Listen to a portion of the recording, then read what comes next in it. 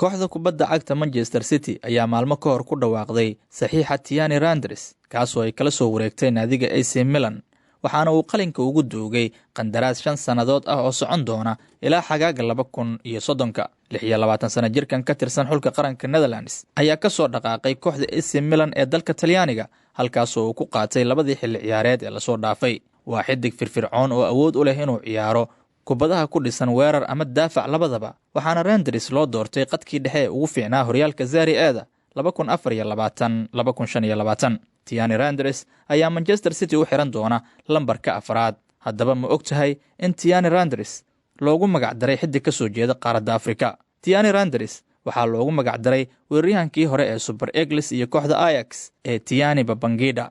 xiriir lama lahan qaranka Nigeria xidiga ku cusub kooxda Man City ee Tiani Randers, laakiin waalidiintiisa waxay ahaayeen taageerayaal waaweyn oo kooxda Ajax waxayna jeclaayeen magaca Tiani, waana sababta ay wiilkooda ugu magac dareen xidigii hore ee xulka qaranka Nigeria Tiani Babangida.